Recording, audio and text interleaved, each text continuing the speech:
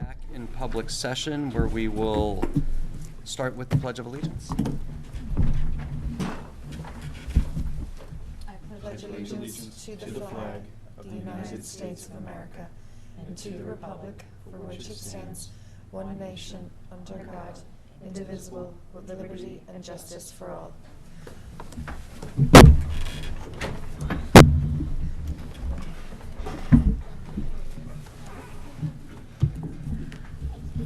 Okay, next up is our sizable consent agenda.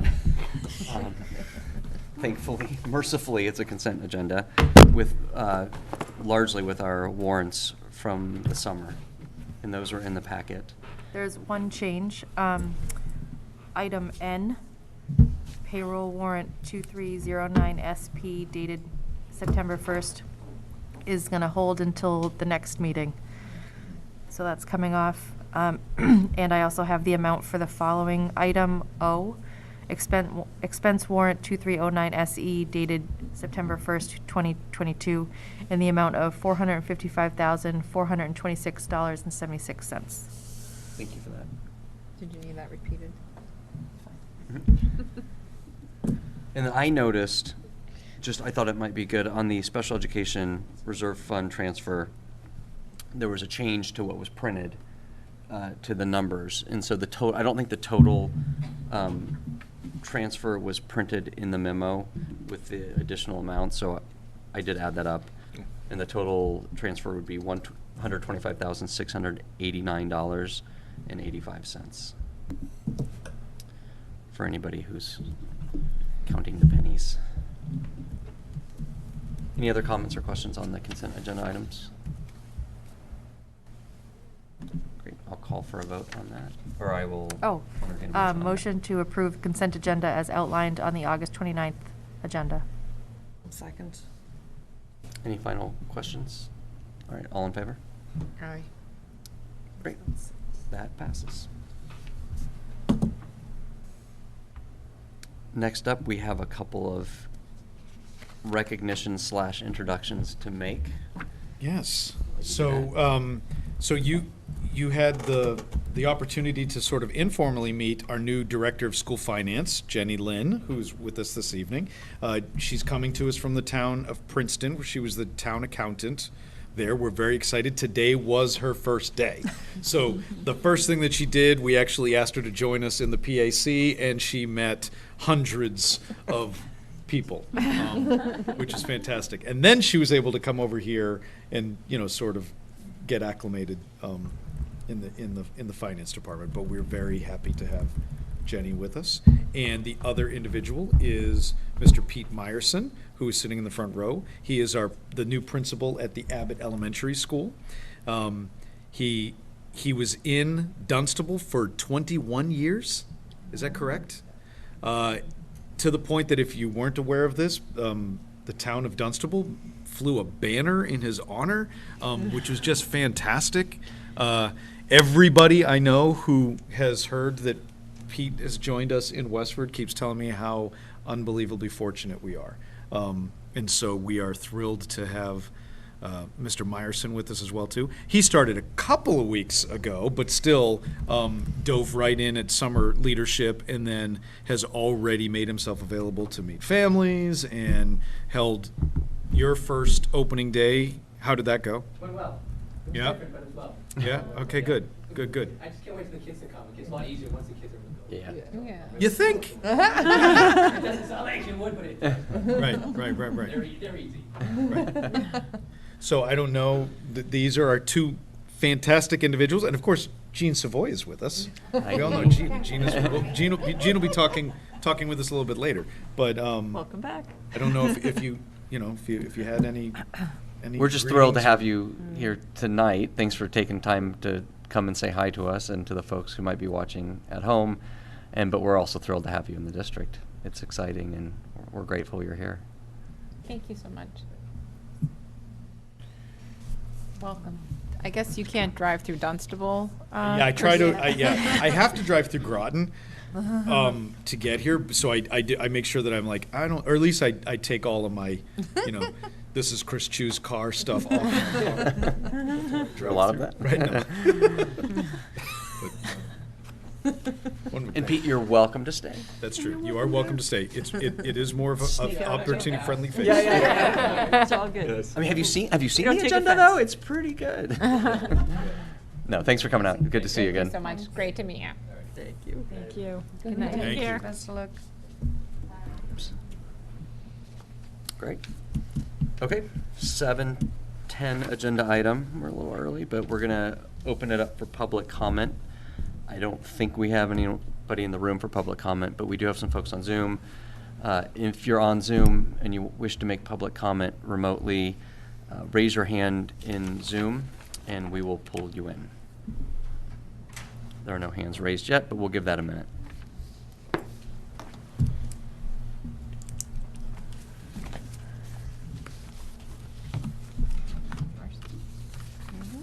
Thank you. Just 1 second. Great.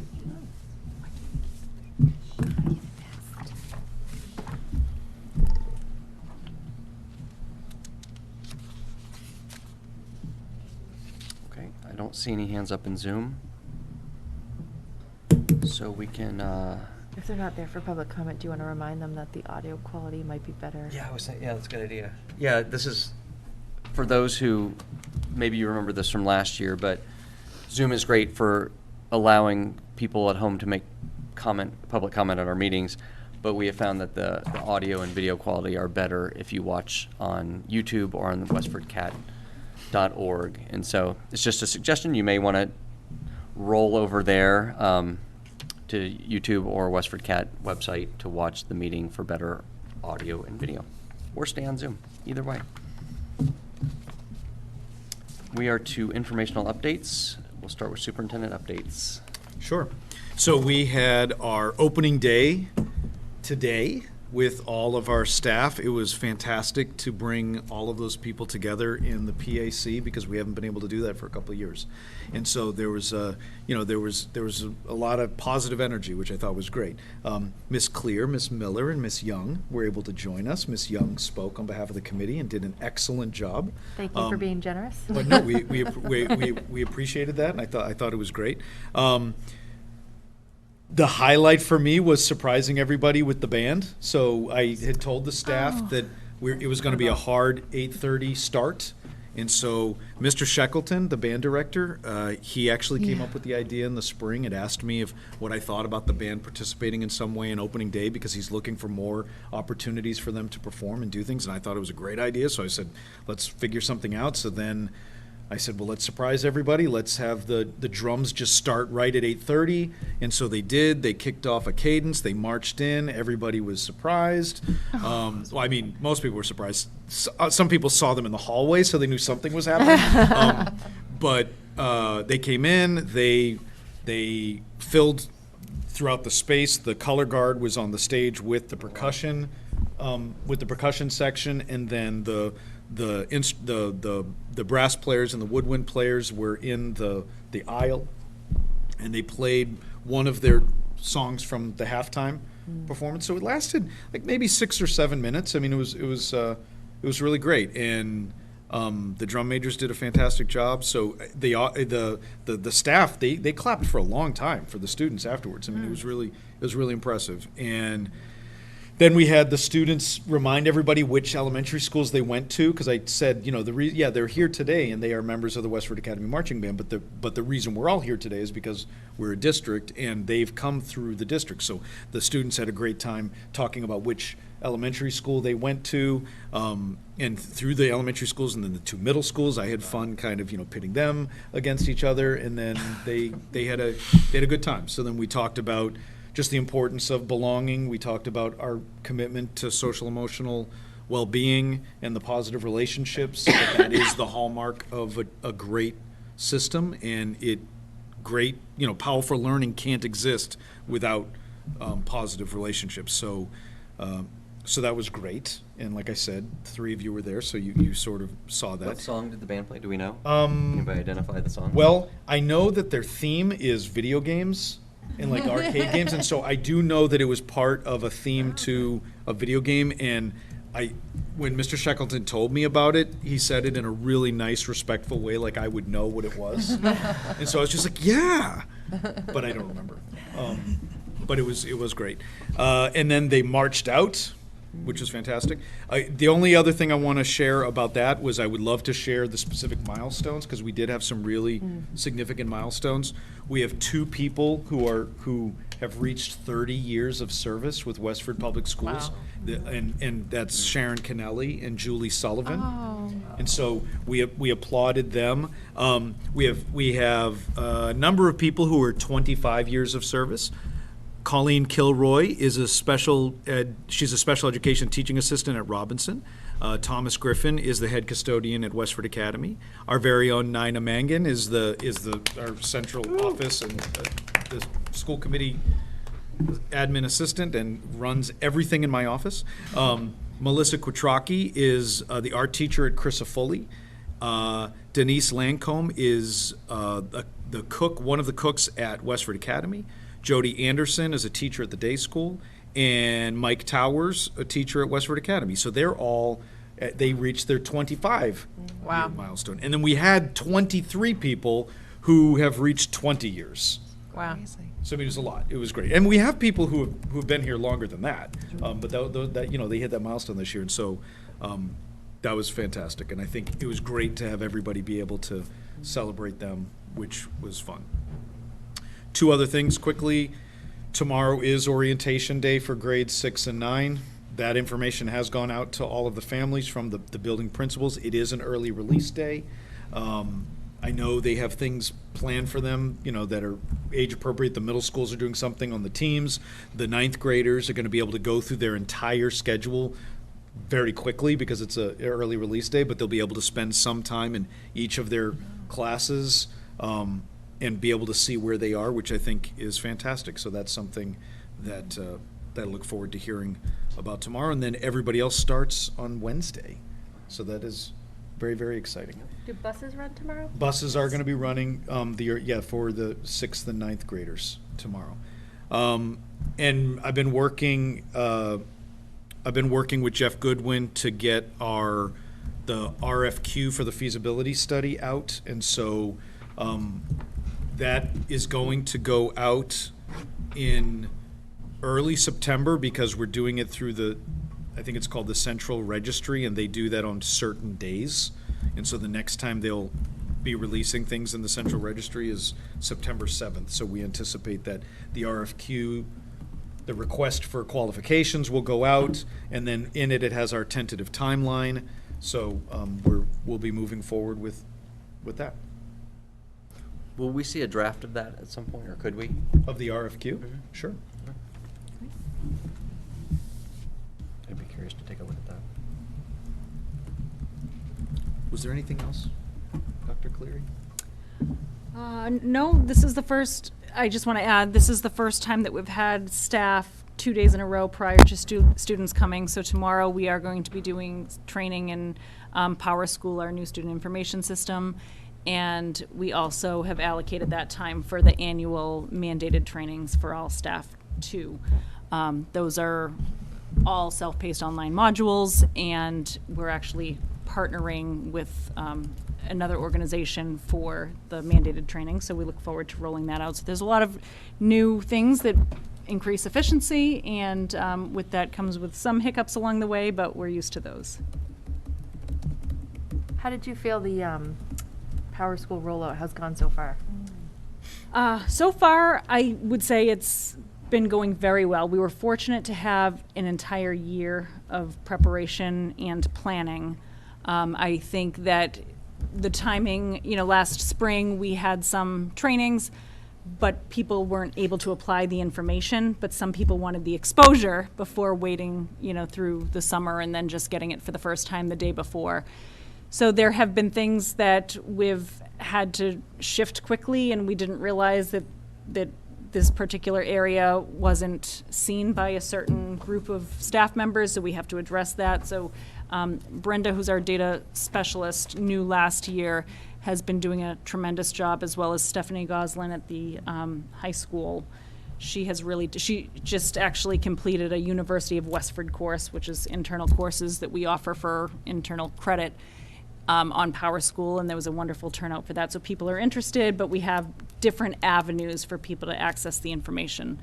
And so it's going relatively well, but it is a big rollout. Yeah. And that University of Westford course is designed to train building leader, like, so that teachers participated in that so that then they can kind of become go-to people in their buildings as well, correct? That was actually, yeah, oh, well, an additional training for that. oh, great. So this was for anybody else who Oh, okay. wants some in-depth Great. preview. So you're right, we did offer this year a stipend for one person at each building to be the go-to building-based person, which Dr. Chu was referencing, and they had a separate training also with Stephanie Goslin, who's just been phenomenal through all of this.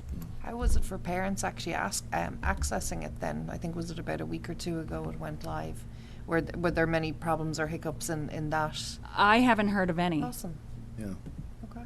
And I haven't gone on yet, so which is funny because I've been Chris will be our so first. highly anticipating the switch. So Right. I just was searching my email to find the email that had the Yeah. information. I'm like, oh yeah, I need to go in there. But I'm sure there'll be transition pains because Yeah. it's such a big change. Yeah. But from everything we've seen and everything you've told us, and it's going to be so much better. Yes. And so I'm, again, as the resident nerd, I'm excited for the improvement and. I did see a couple families who had rising kindergartners, like either have, something wasn't visible for them or they had trouble like recognizing the ID and stuff like that. So, but they got great, from what I saw, they got great responses from Brenda.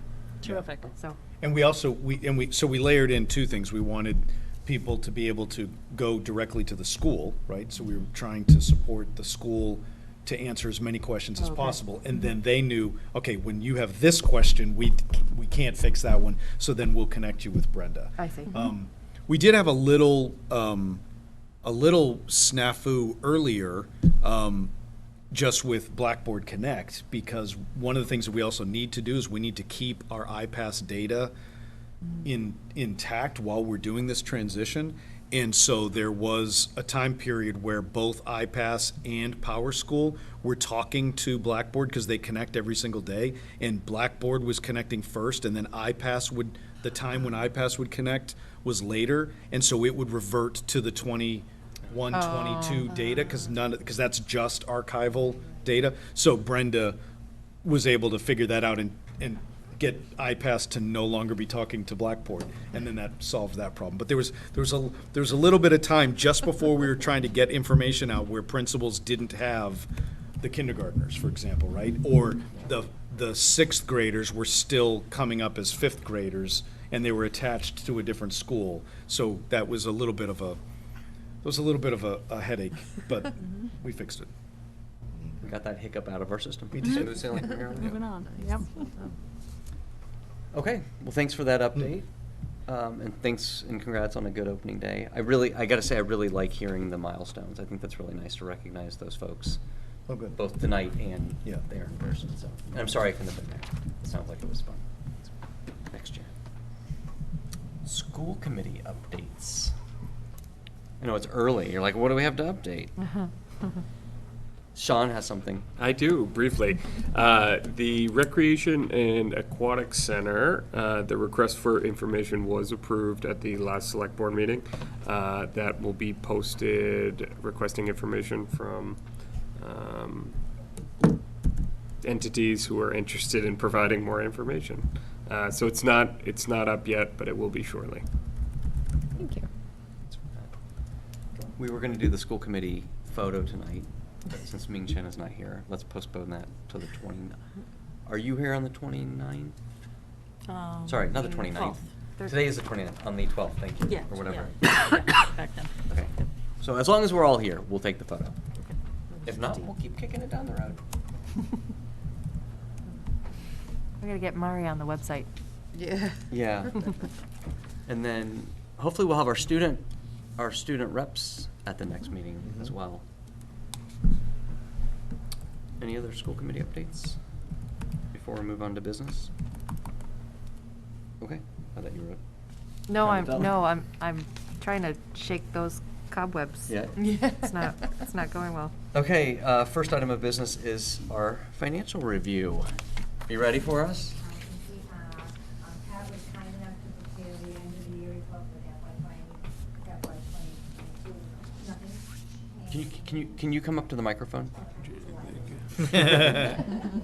Oh, while you walk, I remembered something. The town strategic planning retreat Right. is next Thursday, September 8th. You get dinner and ice cream at Kimball's. It's a week from Thursday.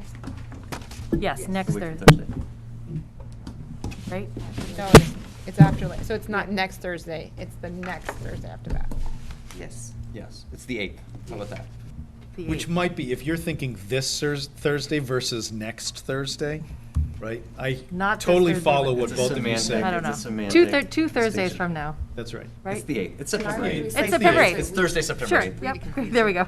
Attend. From 5 to 8 p.m., they have presentations scheduled on the new center building, the library expansion, the community wellness coordinator, and the Clean Energy and Sustainability Committee, as well as numerous exhibit tables from different committees and stuff. So I'm excited for that. You can register on the town website. Sorry. Hi, I'm Jean Savoy again, and with me is new Director of Finance, Jenny Lynn. And Jenny, I see has made numerous notes on this, but I'll go ahead, or would you Okay. like to do some as well? No, I will hold on this. You know, All I right. will let you do the heavy Absolutely. lifting So, today. basically, Pat wrote this, and she went through the items that were over and under budget, and kind of gave her a synopsis of why she thought it was that way. And I know that this is available, it's also on the, online in the packets and on the town's website. But of course, our salaries are our largest item, of course. And we did, we actually came in a little bit under, our budget was for 50,000, 153,000. We came in a little bit light on that, so we saved about one teacher's worth of $86,000. And substitutes we were way over. If you remember, we with COVID, we were allowed to have a lot more substitutes. We offered to pay them more. On the day-to-day, there were instances where we could pay the day-to-day subs a teaching type of salary for a first master's or a bachelor's 1 degree, so they wouldn't just get the $80 or the $100 a day. So that naturally, in so many absences with COVID, it just was, it went way over budget, no. And so we were paying double teachers, so I'm surprised the salaries weren't more over than they were per day. You can see it's all in the subs, basically, for the overages and salaries for the subs. And she's done a lot of breakdown about why and how that happened. And then some of it we were reimbursed from the state, from the ARA funds, but some of it we actually had to cover on our own. The other place we went way over budget was in facilities, because of all the cleaning and all the additional hours for staff and so forth. And just in general, their supplies and everything that had to do with them seemed to be the things that were increasing with the supply chain issues and so forth. So hugely over budget in a lot of the facility lines. And we're back to the more breakdowns on non-salary snow removal. We're kind of worried about the snow removal only because it was a light winter, and the budget we went over, and it was still a light winter. It's not a good sign. Maintenance, at least as we said, people were in the buildings, people were covering. We had a lot of people out, so that meant more overtime for the staff that were here.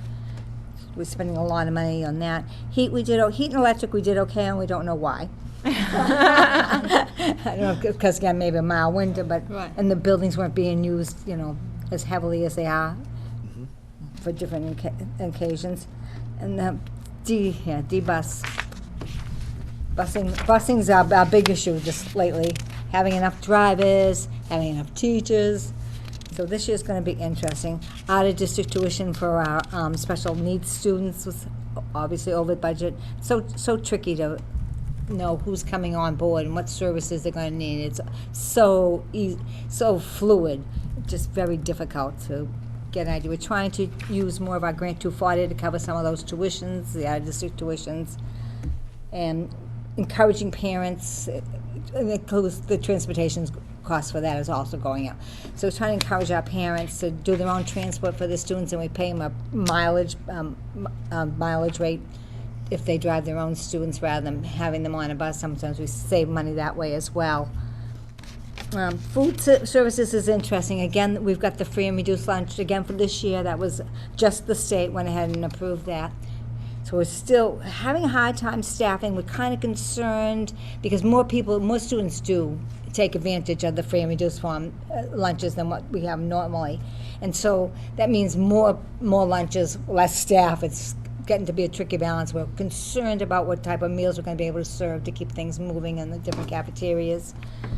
And so federal grants are still coming along, still getting money. All of a sudden, this is the time of year when they say, oh, not everyone used all their grants, and they take $400 and spread it throughout every district in the state, and you have to account for the extra $2 you received. So that's always interesting. What else is going on this time of the year? Revolving funds, we're doing okay with the revolvings. We try really heavily on them, especially when we're going to the full day K and the full day pre, so worried about that. We'll see how that'll all translate. And so I think things are just really going well considering how things are going. I'm concerned. I think we're having teachers poached. I don't know. It seems like they're driving out the back door and we're pulling them in the front door. And now we've seen a couple long-term teachers go. We're wondering if it was a poached thing because they want. So that's our major concern: staffing and lunch, staffing in all areas, drivers. Not the vans so much. For whatever reason, Jen Piper has a crew that she can totally rely on. They're totally loyal to her, and they're really excellent. We're very fortunate in that area, but we can't transport all of it. So we have some of it covered by DBOS, and the rest, I said, by the parents. So we're doing what we can with that. And we're worried about teachers, and we're worried about aides. Just staffing's just getting tricky. So any questions, concerns?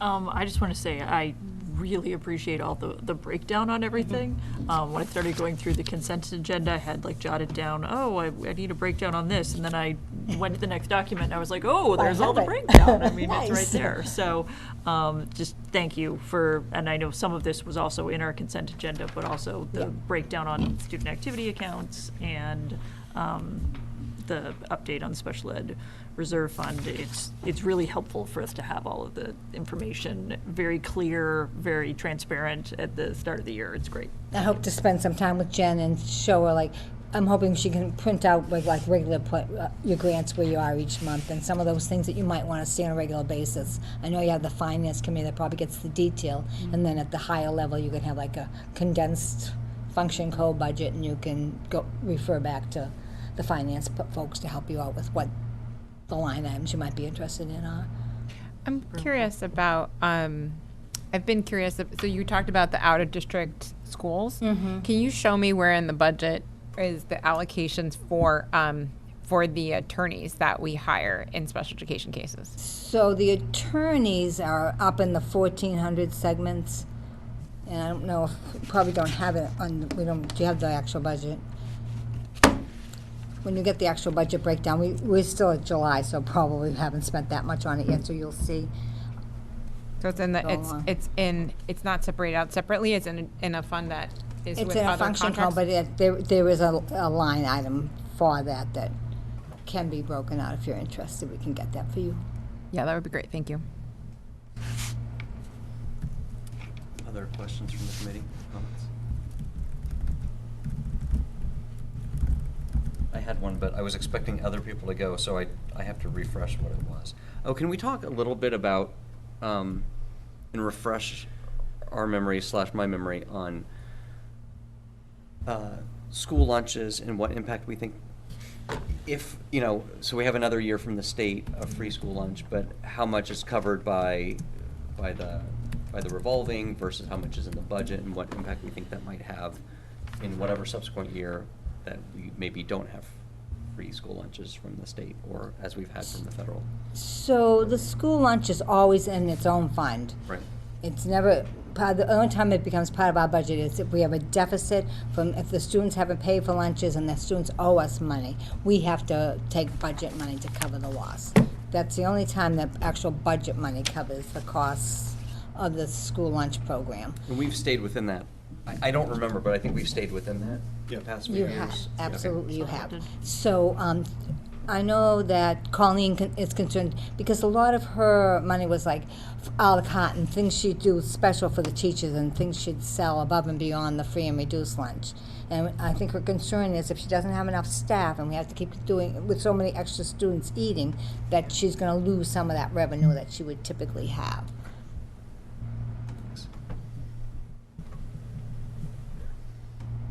Okay, anything else? Thank you so much for coming in and presenting this. And I echo what Gloria said, it was really helpful and clear to be able to go through it and see it broken out like that, so. It was great. Thank you so Thanks. much. Thank you for following up with that amount as well.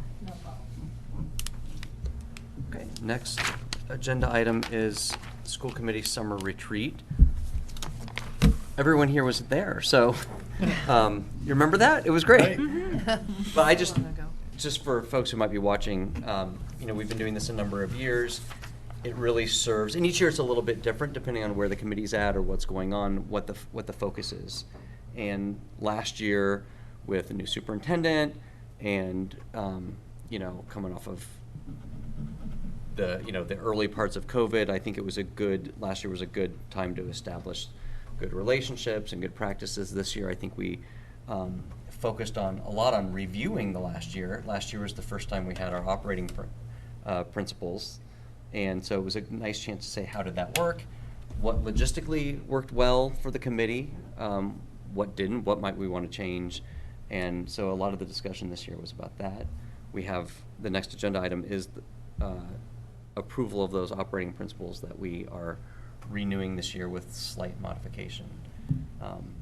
And then we spent some time in light of the strategic district improvement plan, really just talking about a little bit of the committee's vision of the district going forward. And we have two committee members who represent us on the team that is doing the strategic development. So we know we already have that voice in there, but it was nice as a committee to get a chance to talk it over. Any other thoughts or impressions? The retreat Of is the day? Retreat is like my favorite meeting of the year. Nice. Aw. Me too. Yeah, no microphones in our face. I think it's great when we get to chat all together. Yeah, it was nice. It would be nice if we could maybe consider doing, because I know some committees do like a mid-year kind of retreat or mini retreat or something, because I think it's a really nice way just to have we do it earlier on in the day, so we're all fresh as daisies, and it just might be. But yeah, I enjoy it too. It's good. I like that. And it always goes too fast too. I always feel like. I don't know if other people feel. Maybe people feel like it goes too slowly, but I just feel like there's more we would have talked about if we had more time. But We could do a week somewhere. I mean, I'm sure we can. I don't know. How are we looking on the budget? yeah, I think we could do like a think week so. offsite. No. I think Jean's gonna vote no on that. So if we don't have any other comments, do we want to look at the operating protocols? They're in the packet. I have them printed here as well. Really similar to last year. The change was on the first section. We added a sentence to the first bullet. The second sentence is added. Yeah. And it just we wanted to reflect our role in inviting the public to come to us, and that we are here to listen to the public, because that's how we find out what the needs of, or one of the ways we find out what the needs are of our families and our students. And so we wanted to make sure we highlight that explicitly in our operating protocols. But generally, for those who maybe aren't familiar, it's only the second time we've done it. It's just a great way for us to focus as a group and with the superintendent, since we're all signing this together, on how we do our business, to try to be as professional as possible, to try to be as efficient as possible, and to try to be as transparent as possible in our meetings. And so I'm really thrilled. I'm glad that we've been doing this, and I look forward to each year seeing how they change, but having something on paper that we can all put our names on. Well, now, next year we'll have the strategic district improvement plan that we could really work Yeah, from. exactly. It might be totally different. I don't know. I mean, when we made this last year, I think for me it helped solidify that these meetings every other Monday are our business meetings. That's right. Right, and I think last year we did a great job of staying true to that. I personally really resonate with the addition of listening, and I hope that that the community feels that we are approachable and accessible, and that we do listen, and that, we're here every other Monday for public comment, but we also have an email, and we'd love to hear from you. And to that point, I'm glad you highlighted that. To that point, we also did talk about that there may be times when our normal business meeting every other Monday, we don't feel like it is sufficient to listen to the community. And we'll look for opportunities to hold events where we have more opportunity to hear from more people. It's quiet tonight, but people are busy and back to school, and it's the start of the year. But we know that there will be times when there are concerns or there are things on people's minds that might merit a bigger conversation, and we will be open to holding something to let us do adding that. something to the agenda. To add, Yeah, I think that I love that part of our meeting that we had. I thought that was really great, and I remember Chris Chu talking about that. That was a great word, and I think we all came around to thinking about being receptive to our community in that way. So I think that's really, a really great addition to our protocols going forward. And the point I made this morning, I tried to anyway, was that listening is so important this year, right? Even more so because I feel like this is pivotal to see what is the district going to become with the strategic improvement plan, the feasibility study. And we can't do that, just the 9 of us, 7 of us. So listening is a crucial part of that. And creating those opportunities. It was just like that. That's how I delivered it. So I know what you said. That was great. It was right up there with the I have a dream. Yeah. I know. I'm like, No, I'm sure it was good, but Wow. Move on, please.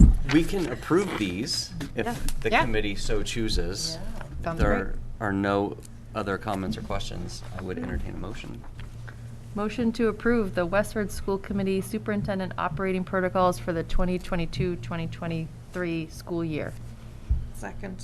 Okay, motion and a second. You're signing this too, you okay with them? I am. As they are? Okay, just wanted to make sure. Yes, I don't want to fly away from you. Yeah, I appreciate that. Yeah. And I brought them to sign, but we're missing, we'll all sign and I'll get Ming Chen's signature Yeah. later. And then we'll scan it in, put it on the website, and we'll have it, so. Okay, all in favor? Hi. Great, thank you. And with that, we are on to Strategic District Improvement Plan.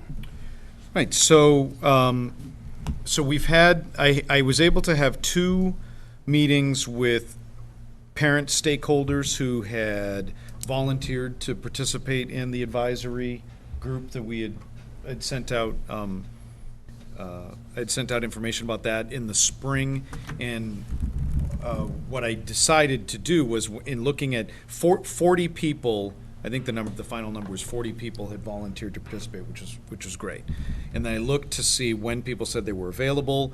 The largest group of people were available on Monday evening, and it had a nice cross-section of representation, because I had asked people to say, were they a part of an organization? Were they not a part of an organization? Where might they have children in the schools next year? Or which schools I did ask which they might have children in schools next year.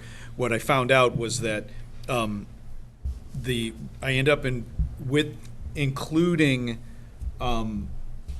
Carrie and Courtney Moran, we ended up with 15 people. The first night we had 10, and the second night we had 11, because some people weren't able to come. for those. But even the group that was there still was representative across the districts, even though at that moment in time, not everybody had a child in every building, but there were still people who were able to express their voices having had a child in all of the schools. So it wasn't quite what I had hoped would end up with, but that's also the summer schedule, right?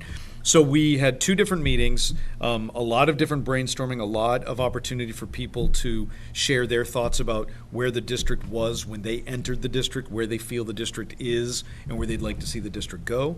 And we also spent time diving in and looking at some other districts' strategic district improvement plans to get ideas as to what speaks to you, what are things you have questions about, what are things you think are missing, to sort of let people see that there are actually a lot of different ways to do this. And so seeing language from a lot of different places I thought was helpful. And then with our summer leadership, I actually did very similar activities with the leadership team, and now Nina's been able to help me take all of that information and put it into just a couple of different documents. So I'm going to be able to say, well, the parents and our student rep shared this information, the leadership team shared this information, and see where the similarities exist, see where there might be some differences. And so then the next step is going to be, we're going to start looking at that to look at what we think what we think some of the priorities are shaping up to be. We're going to start drafting some language around that, and then I want to get more feedback from parents again, feedback from all of our staff. I mentioned that this morning to them as well too, to see what is resonating with people. And I am anticipating that we'll have a plan to share with you in late winter, early spring, so that then you can move towards either asking questions and or hopefully approving the plan, which then can lead right into the development of our school improvement plans. So that's kind of where we are right now. So we've had those meetings already. That work has taken place over the summer. Now we're focused on opening schools, and then in September, our leadership meetings are going to be doing more of this work, and then I'll share information out as I have things to share and or ask for surveys and feedback on things. I don't know if Catherine or Gloria, you were able to, you participated in the parent group, and then Marisol, Valerie, Chris, Gloria, and Catherine, you all were there. No, Marisol, were you able to join us for the leadership? No. I don't think you were able to join us that day. So it was the four of us. The four of you joined, and so we participated in that. That's true. And that was great. I mean, just to be able to sit down with our building leaders and curriculum leaders and to have those conversations, to look at what other districts are doing, and it was really interesting to see the range of strategic plans, because I had only ever seen ours. And so people who may or may not know this, the last time we did this was in 2015. So I think if you go to the school's website, you'll see the 2015 plan. And so we're due for the next one. And so it's a huge undertaking, but it's an amazing opportunity to take stock of where we're at, especially at, again, a time where we've gone through so much change, and it's very timely. And Catherine and I were able to kind of do those exercises with both groups. Yeah. And while I think there was a different, emphasis maybe on a different syllable in one group versus the other, but there was very much kind of a shared emphasis about how we're going forward. There was a really good, positive, shared energy of going through this process in both groups, and that was really good to see. And what was lovely was that there was a real consensus. I mean, it's pretty obvious that consensus across all the stakeholders, that we're all thinking along the same lines, which is fantastic to see. So I'm excited to see what else comes next. So what is that actually then the next kind of stage, Dr. Chu, with kind of now that you've gathered that kind of information, where are we going next in So, this journey? so the next piece is to begin to establish what we think our priorities are, right? Okay. And so there's very specific priority areas, which then we can look to see what might the next set of initiatives be. I think one of the things we talked about was that the previous strategy or strategic plan, when school districts were doing them, even back in 2015, it didn't have the same focus that they now have on district improvement. And so there's still a lot of the language in our previous plan that might come across as a brochure as to the great things that we already do, which I think is a wonderful marketing tool, right? And that is great to celebrate things. But it doesn't necessarily have as much like, these are our goals and this is what we want to do to improve aspect. And so that's what we're looking to do. We're looking to determine, okay, are we articulating our core values, right? What are the priority areas going to be, and then what might those initiatives be that then could then turn into very specific action items? The difference between 3-year initiatives and then like a year action item at each school, or whether it's throughout the district or whether it's this grade level, and you might see very specific things in the K to 2, 3 to 5 schools that might be different than 6 to 8. I mean, we've seen more consistency in the school improvement plans, which you've all commented on. So I feel like that work we were moving towards, we weren't necessarily looking at the strategic plan in the same way in order to do that. So I feel like in some ways we've been moving in this direction. We now just need to really articulate it from a district standpoint. So that's the next step is looking at how we start to articulate that. And so does that kind of go to leadership next, kind of Yes. to work on that Yeah. rather than the group? Yeah. Okay. So the goal is to look for the emerging themes, right, and the things that people said, and there is a great deal of consistency. Yeah. So things are really popping up. We're going to be able to say, okay, these are priorities that people are sharing, whether we didn't ask them to use the word priorities, but that's Right. actually what they're doing. Yeah. And so then we're going to say, these are the emerging priorities. We're going to focus it because there might be a bunch, and we know that that's not necessarily manageable. And then with a smaller group, we're even going to look at the language, and then we're going to bring it to larger groups for feedback. Awesome. Yeah. Great. Sounds like a That plan. sounds great. Do you see that feedback being a survey or like SAC meetings or? I think it could be both. I think one of the things that we're going to want to do is I think it's good for the schools to have the conversations in their SAC meetings, right? And I think the principals would be able to do that, right? I think working with groups that are already meeting, if the PTO wanted to hear from it, if CPAC wanted to hear, we could do things like that. That could be very targeted.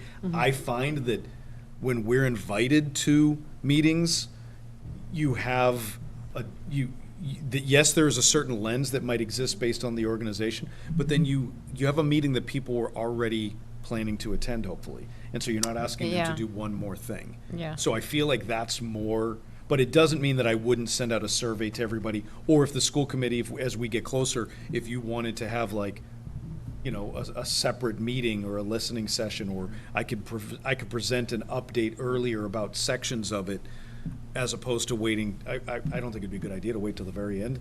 But that's something that I think Catherine and Gloria, we can kind of talk about too, as your sort of the liaisons to that. I think it might be worth noting that we kind of have that as a consistent agenda item, kind of as we go through the next few months, to just like make sure we're kind of touching base and checking in on, the progress and where it's at, and just so that we can kind of, keep, I don't know, connected with the process, maybe. That's kind of, so, just a And thought. keeping it on the agenda also encourages anyone who wants to Yeah. share through public comment. I was thinking that too. Yeah, I think that's a good idea. We can do that. And you mentioned this, but just sort of being mindful of people's time, because this is, again, it's a big undertaking, and you're pulling in a lot of different perspectives and voices from, not just from the community, but from staff and leadership. And so it'll be interesting to see at the end of the process, because, and ideally we're doing this, and I don't think we've settled on, but anywhere between every 3 to 5 years. Right. And it'll be interesting to see how we feel the process went. Is it sustainable as an every 3-year thing that doesn't completely disrupt the normal operations of the year? Well, if we look at the school improvement plans, and the school improvement plans are supposed to be very targeted and have a 1-year action items, and were you able to meet these goals? That's what a strategic district improvement plan should look like too. It shouldn't be reinventing the wheel. Right. And sometimes when you think about the 5 to 10-year plans, you're putting everything into, working on the vision and the core values, and then it feels like this is who we are forever, and it might not have these really specific actionable items to it. So then it feels like it's something that shouldn't be happening every 3 years. But if we do it correctly, it should be a 3-year document that's like, okay, now this is how that's going to play out. Yep. This is our plan to get there in 3 years. It's not so different than contracts or things like that exist over 3 years. So I feel like if we're looking at it that way, it's manageable, and it's something that then it should be usable. If it's not usable, then it's not helping us. The last thing I was just going to say about that, because when you started to talk about just even the sort of the time-consuming aspect of this is something that I learned last year just in part of the new superintendent program, is the difference between districts that will use consultants to help them with this process and those that will not. Even people in my cohort, some are using consultants, and I chose not to. I chose not to because we're also doing the feasibility study at the same time.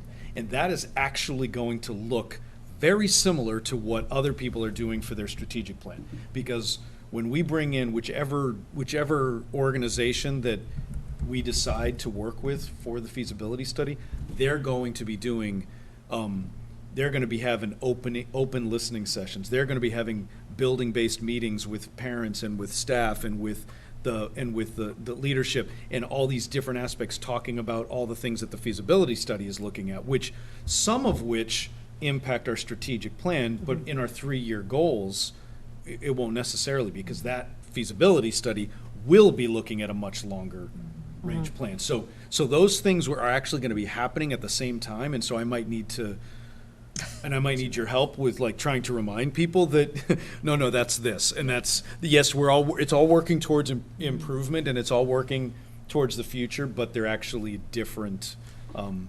They are different things. So that's the other thing that I have in my mind, knowing that when we think about people's ability to share their thoughts and to have a voice in the process, that is going to have our consultants, whoever we choose, will be having really specific open meetings with people to, solicit feedback. Yeah. It's also nice that we have ownership of the district improvement plan, rather than it being an outside consultant company. I mean, Sure. it's a very, to have the district take ownership of it is, Right. I think, really important. I agree, because I've participated in strategic planning where the consultants didn't necessarily have as close of an understanding about what the plan was, and then made recommendations that were not necessarily appropriate.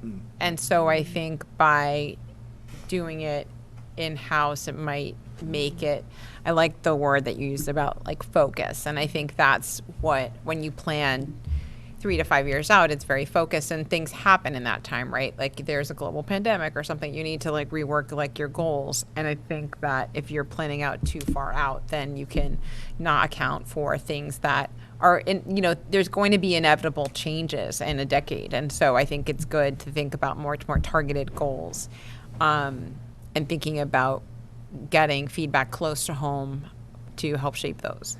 And one of the things that I learned from just years of doing a year-focused school improvement plan was the moment when you work with the SAC and you're talking about, wait a second, okay, this really is in the fabric of who we are now. This no longer needs to be a goal. And that's to be able to do that, that's kind of a difficult thing, because you're like, no, communication is really important. Right. And we're like, yeah, but it's no longer an improvement concern here. It really is something that's just in the fabric of who we are, and that's going to be something that's going to be a little bit difficult for us, right? Because there's going to be so many things we want to celebrate and talk about, and we got to be like, okay, well, no, we do all these things really well. We do. What is it that we think we need to improve? Yep, Yeah, that's a great point. yeah. Other thoughts? Yeah, I think one of the things we picked up on in looking at some of these district improvement plans, and really to a certain extent our own previous one, is that some of them just look like they could be any school district. Right. They're not specific to our district and our needs and where we need to make those improvements and want to make those improvements. So, but when you look at our school improvement plans for, Stony Brook and Blanchard, they're very specific to improvements for those schools. So bringing the strategic district improvement plan in line with that spirit, I think is going to be very helpful.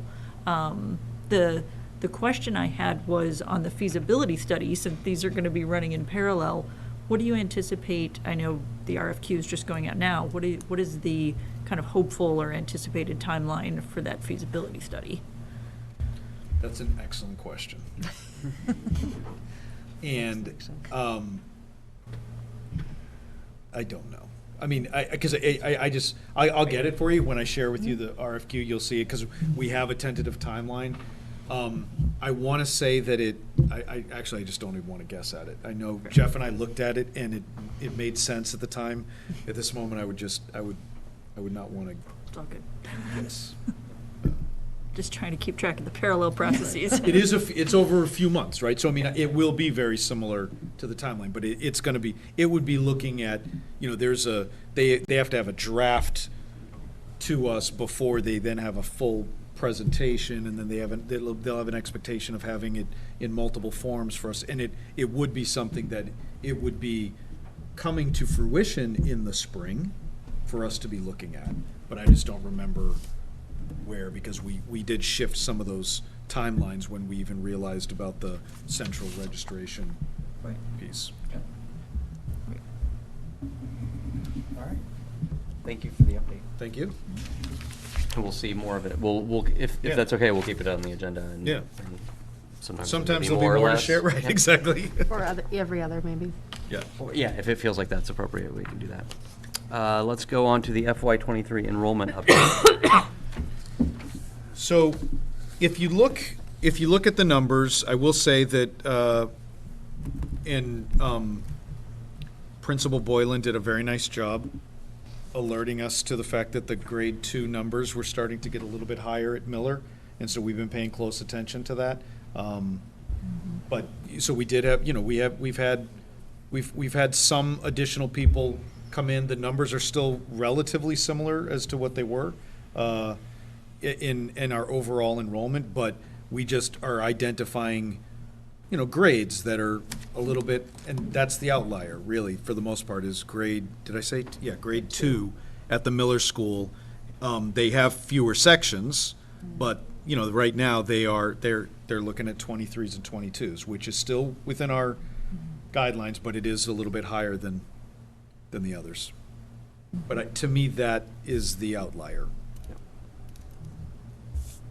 It looks like we had anticipated 5 sections at Miller Kindergarten during the budget process.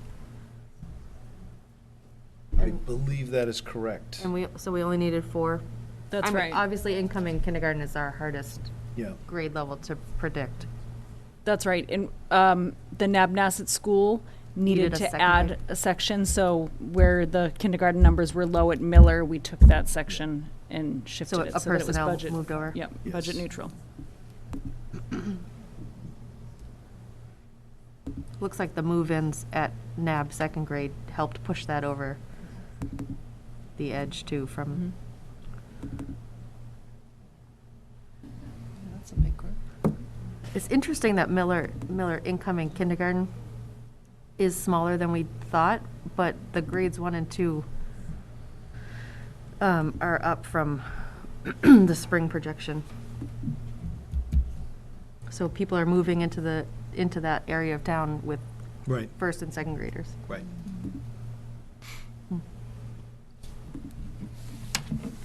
It is awesome for the first time ever to see an enrollment update with everyone in full day K. I know. Right. I was thinking about that. I was like, It's oh, just- the top part that can sometimes much be really cleaner. confusing Yeah. as to how you Yeah. read It's it. just kindergarten. I'm like, It's why just is one that line. one line? Yeah. I'm like, Good oh point. yeah. It's just kindergarten now. It's great. It's great to see. Wow. Can you speak to, I feel like this is the time of year where George Murray would sometimes speak. Yeah.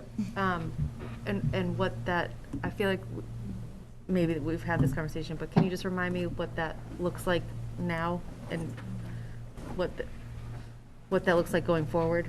Well, I mean, so as we look at our enrollment projections, right? I mean, we do the variable is usually kindergarten, right? Because there is a certain there's a certain expectation that you can roll the numbers over each year, and it's better to deal with real numbers than pretend numbers.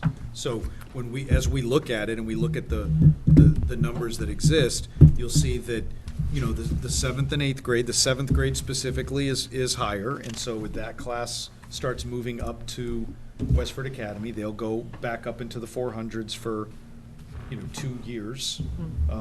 It's going to continue to balance with them, though. It's not going to be what it was.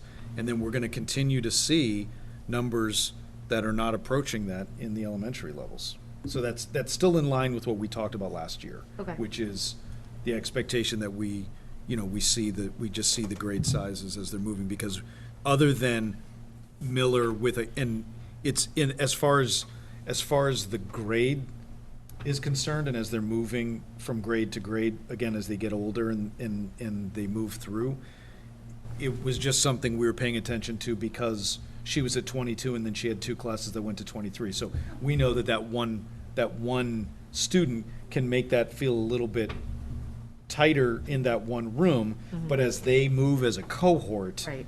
it's not the same burden necessarily. Yeah. Does that make sense? Yeah. Yep. And I guess I just answered my own question too, is that part of this will come up with the feasibility study? It will, yep. Yeah. Yeah, because the other piece to this is, I mean, again, we look at, we've already known that the classrooms at Abbott are smaller, so we intentionally try to keep those class sizes smaller because it feels the same, but it's, and we've paid attention to that. When we do look at the differences as to where they are and where the lines are drawn currently, that has an impact.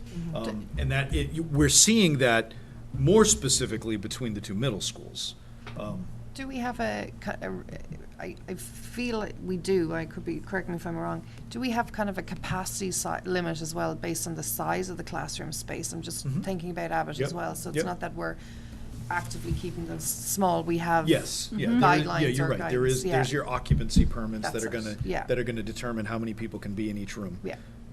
I will say normally those are a little bit more generous for kids Yeah. than we want them to be. Yeah. Yeah. But you're right, They're there's still small. that. Kids are small and And They then- don't well- make any noise Well, or I think take there up is, less space. like Abbott's a good example though, too, right? Yeah. Yes, the expectations change, and of course, the way that the zoning and the way that they do occupancy permits will change as well, too. But again, Abbott was built as a high school, right? Yeah. And so Abbott was also built for, 14 to 18-year-olds. But that was a different time. Like now, if you look at, any designs for new buildings, the expectations are that the rooms be much larger for everyone to have more space, which is why we have the capacity differences.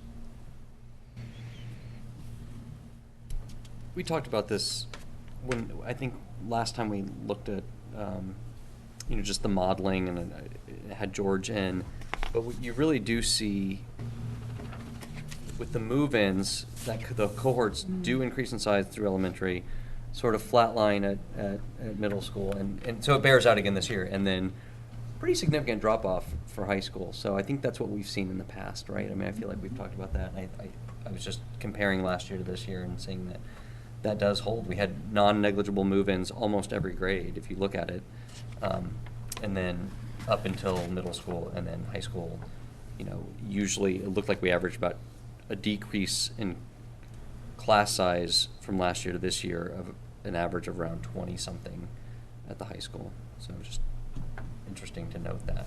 Right. I'm also wondering on the second grade numbers as well, are we seeing kind of maybe, not necessarily people moving into the community, but maybe who started kindergarten, which would have been September 2020, and so they may have spent the last year, if not two, in a private school. Well, that was part Yeah, of the, as that was well. part of the issue even at the, when we were talking about the school choice numbers, if you remember. Yeah. Was that one of the principals learned from people who were not in kindergarten, who were now going to return. They had gone to private kindergarten, but they wanted to come back to the public school for first grade. Yeah. Or something like that. And so all of a sudden, that's when I said, okay, wait a second, we want to readjust those numbers, because they had people who they didn't move in as much as they changed their, they changed their decision based on what their circumstances were. Yeah. Yeah.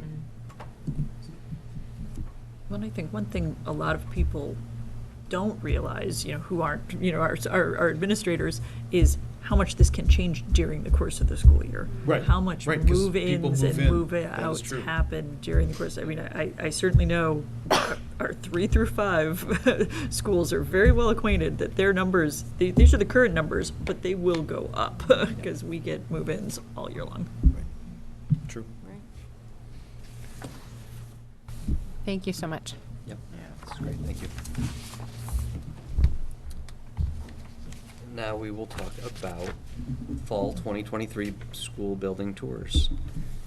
And just, we did touch on this at the retreat a little bit. The sense that we got was, in the past, we've done more facility-focused tours, looking at building, especially any projects are going on or any needs. And then we've done more like curriculum-focused tours where we're in the classroom and we're talking to teachers and curriculum coordinators about what's actually happening with the students in the classroom. And that, I think what we talked about at the retreat was that the facility-related ones can kind of happen as needed, that if things crop up or if there's a cluster of projects or needs that you decide that would be good to show us, we can plan those.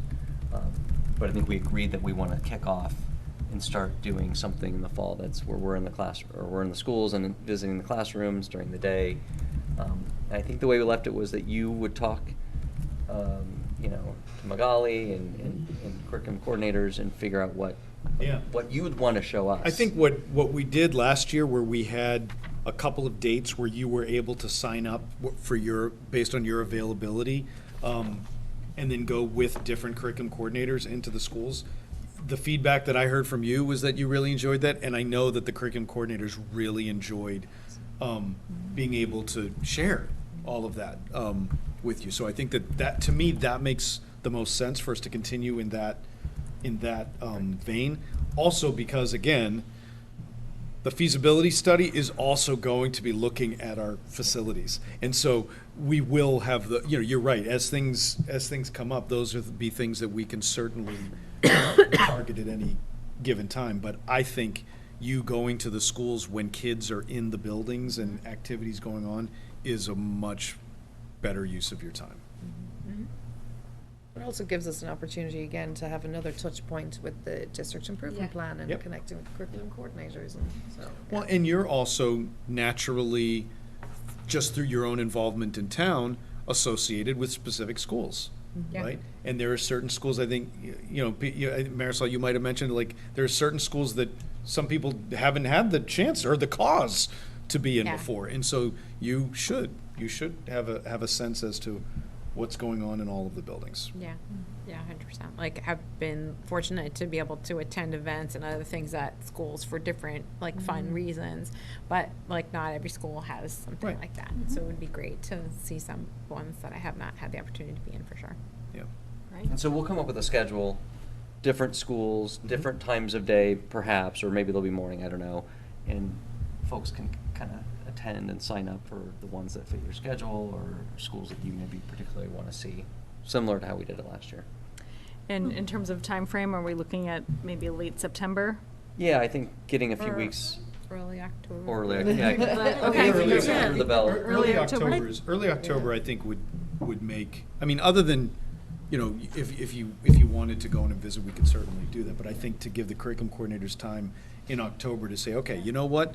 All right, this would be a great thing for, this is something we're working on right now. We're talking about this in PD, and this might be something Give that folks you're. a little time to like. And there's that. Warm, Right. right? Like, Right, yeah, we want to be Before we sensitive start visiting them, to like, maybe- students and staff and let them establish those classroom routines before, you know, they random have people walk visitors in. kind of wandering through. So, Right, you I know, mean, you and tell us when To they're that ready end, for I us. think early October Yeah. makes the most sense. But the other thing that is really nice is that truly our staff they're used to us being in the classrooms. They're used to the curriculum coordinators being there. The principals are in their classrooms every single day. I'm still going to be going into the schools on Wednesdays. Carrie's in the schools all the time. So if we brought 7 of you into one room at a time, that might be overwhelming. But for you to be joining another person, the students are used to it. The teachers are used to it, and they really like it. They like to know that someone's seeing their great work. Yeah, for sure. You know, which I think is great. Could we also maybe consider, if possible, when we're timing those? I know for like the, you know, academy was, you know, some of those slots were like at 8:30, but for some of us who have younger kiddos who don't start school until like 9 a.m., if it's possible to kind of just let us get the kids off to school first. No, that's true, and we can look at that. If possible. The one of the challenges is you got to all of the schools trying to organize things while lunches are going on is never easy. So got it's that kind of chunk like in the middle of before the or day after that's- is. yeah. But is at the same easiest time, thing. you know, maybe one year it might be worth our while to see what it's like when lunch is going on at Right, the high school right. or whatever, you know? I mean, Yeah. the student committee have brought it to us, Been so there. maybe we should all go and have lunch. Well, I think on this On committee. pizza day. Pizza. I've requests. I don't Yes. That lunchroom is hopping. I think this committee, we only are constrained more by the morning, right? We don't have, those of us who have older kids aren't as concerned about the timing or whatever. So really, we could skew after that 9 o'clock, whether it be. Just where it's Whether it be possible, if it's 9:15, not. 9:30, Yeah. or we shift to the afternoon. I think we're if- safer if- leaning that way than the other way. If we do our best to try to find the most expansive window possible, it really gives you options. Oh, yeah. Right? That's all. This is exciting. I think I'm my excited. favorite part of high school tours are when the bell rings and the high school parents and administrators hit the wall. And those who maybe aren't as familiar with Westford Academy hallways are just like milling about in the middle, and we're like, oh no, you're gonna wanna like step to the side. Cloud of dust, You're gonna wanna step to stampede. the side before you can. Hold on to something stable. Yeah, exactly. Well, I feel like maybe the unspoken part of Catherine's point is that we all, I think, would love to see WA. Yeah. And since, I think last time we tried to do like 3 slots, like 3 members, I mean. So to we keep could it maybe to- have more So opportunities If at they had like WA. a plethora of things to show us, maybe we have like 2 days at Or we have WA. intersecting, Or, yeah, or different whatever. groups. Don't, Or there different isn't a circuits. limit as to, yeah. I'm sure there's probably someone out there right now, maybe any of you thinking, oh gosh, no. But Yeah, there why don't isn't you like, take this we offline? have to have, you know what I mean? Like the idea, because the other thing that I had mentioned was I plan to be in the buildings on Wednesdays, which also Okay. means that I could certainly also meet with you in a building at any time on a Wednesday. And we could also do that informally, you know, I mean, so I feel like we can really, the idea, the best thing is when things just continue because they just don't know that you're there because there's so much engagement and there's so much activity that things don't stop. It would sort of irritate me when everything stopped because you walk into the room. You know, like that's not what you want. You want to be so visible and people to be so familiar with you being there that Part of the community. you're part of the community. Yeah. Yeah. Okay, this will be great. So we'll talk about specific dates and times. Yeah. We'll get those to the committee soon. We can start planning, putting them on our calendar. Thank you. Sure. And the last thing on the agenda, under business, is the health update. And we thought it would just be a chance to kind of reset on where we're at. Yep. Remind families of what they need to keep in mind for the start of this year. Yep. So I shared with all of our families the most updated information from DESE and from the Massachusetts Department of Public Health. We do not have restrictions in the schools. We are going to, be cognizant of if we were paying attention, if we learned that there is a large number of positive cases with COVID, then we will respond to that. We are not going to be doing regular testing in the way that we were in the past. The quarantine expectations have changed. I think I really want to, the principals will also kind of continue to share this information, and I know it's updated on our website, and the nurses will also be sharing this information, just people are aware that, if someone tests positive, then that is very different than someone who has been exposed to COVID. We don't have the tests from the state anymore. We have some still on that we have in our supply, and so if it's appropriate, then the nurses know that they can use that as part of their toolkit if they were going to symptomatically test somebody, but they'll reach out to the family. We're not going to do like a survey to get permission ahead of time. It's just going to be the way that they would communicate with a parent who the child has come down to their office. And so if they think that might warrant it, they might not have that as an opportunity. We also only will have them for so long. Interestingly, I think it was coming back here tonight, I was listening how the federal government now doesn't have enough money to continue giving people tests. And it's another reason for people to realize that school districts shouldn't have the money to be purchasing a whole bunch of tests as well, too. We are partnering with Ray Dick and with Gail Johnson still. We met with them already, and we've been talking to make sure that we're all on the same page as to what the expectations are and resources that they have for us if necessary. Last year, to my knowledge, there weren't issues when we did remove the mask mandate and when it became optional for people who were choosing to wear a mask versus people who were not choosing to wear a mask. I know people were concerned about that. I do think that our community, our school community specifically, has been very accommodating and respectful of each other, and I expect that to continue. I just lost my thoughts, so I'm not sure if there's any questions with anything that I just said so far. I think that's great. I happened to be early voting at the town clerk today, and on the third floor of the town hall is the health department, and they have tests on the counter for anyone to grab that don't expire until October. So That's great. help yourself I believe they're also at the senior center and the library, although I haven't personally been in those buildings to see what the setup is, but the town hall certainly has them on the third floor. Anything else from the committee?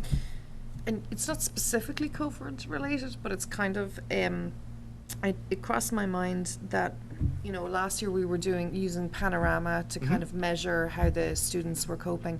I don't remember ever seeing any of that data specifically. I know we had Brian here kind of speaking about what Panorama was, but it would be really interesting if we could kind of maybe get last year's data so that we can take a look at it and maybe, because I'm assuming we will be running those surveys again this year, and to just again keep us, because I know we've got that medical side of COVID, but we also have to keep that mental health and anxiety awareness this year. I think, and now as well. we're getting to a point where we're going to have more longitudinal data, right? Yeah. So I think that's good, because we'll be using, even though some of the questions change, because we have the ability to do that, we are going to still be able to show, hopefully progress over time. To piggyback off what you're saying, I know it's not necessarily on the agenda, but we did talk about it at our retreat, we talked about DEI and how we wanted to keep our eye on the ball, but I didn't see an agenda item, so I don't know. I'm still new to this, so if I'm speaking out of turn, but are we going to keep that on the agenda going forward? And what are we thinking about? Because we did talk about at our retreat that we would keep reconnecting about our progress there. Yep. I think we should expect that it will be on a future agenda. I think we can look for, like, timing-wise, what the right opportunity is to put it on an upcoming agenda. But yeah, I think thank you for bringing that back up. Yeah, It'll be on the list. Yeah, and it's worthwhile, I think, to keep our eye on it so that we don't declare success too soon. Yep. And I was going to go back to the panorama. Brian did such a good job and put a lot into that presentation in the spring. And so, hopefully we get to a point where it really is just updates. It's Right. like, oh, here's the latest survey data, Correct. 1 page of updates, so we're not tying up so much of his time or whatever. I know he put a lot into that. And to have that presentation to refer back to, because it really did give you the great foundation of what is Panorama, how are we using it, how have we been using it. So just, we can just add the delta to each of those, I think would be great. Okay. Anything else on health updates? And just to emphasize what you said, I really appreciate the community being supportive of people who are choosing to wear masks or not to wear masks, and I think that did go well in the spring, and as you said, expect it will continue to go well. And I think we're all trying to keep each other safe and healthy, and I'm proud that we've done a good job of that in the past couple of years. So let's keep that up. We have the personnel update. There are 1 or 2 listed on, Yeah, on that update. This is the one that's always Right. the two-pager. It sure is, and there's no doubt, as Jean alluded earlier, that there is a lot more movement than typical, and even in terms of how close to the school year starting, we're doing new hires today. We've processed a few. So this is nothing that's specific to Westford. This is actually a statewide issue. There are more vacancies than there are people, it seems, but fortunately Westford is an attractive place to work, and our principals have been working so hard to fill these positions, and we have a lot of new high-quality staff members that have joined our team. There continues to be some movement, but we are absolutely ready to be up and running and open come Wednesday when we greet the students. So we expect some additional changes along the way. You'll see with some of the resignations and retirements, there's also opportunity for status changes. So there have been people who are in-house who saw a window of opportunity and shifted. One of the trends that we've seen more now than ever is people are leaving to work closer to home. And I can't tell you the number of people, so I don't know if that's specific to gas prices. And because of the statewide situation and the condition of the vacancies, I think that there's opportunity for more seasoned people to be interviewed and hired at a place that's closer to home, given the fact that people are desperate to make sure that they have quality people in place. So it's an opportunity for people who are typically may not be looking at other districts looking to move, thinking because they're more seasoned and higher on the pay scale that somebody might not hire them, and now there's more likely of a chance. So here we are, our principals are doing a fantastic job, and we had a wonderful new staff orientation last week, and we have some really eager and excited educators looking forward to welcoming the students. That's awesome. That's great. And I remember one of the things that we even talked about at the new staff was just the wealth of knowledge that was in the room, right? Because That's right. just, again, the number of people who, this was going to be their first time, but we had plenty of people who were coming to us with significant experience. And so the conversations that they were having was fantastic, which is great. Can I follow up on the personnel on our last budget, this year's budget? We were kind of restructuring the reading interventionists that they were coming. How has that gone, and how did that process, I should say, go? Sure. Well, there was, in that budget with that restructure, there was a rift that was going to occur.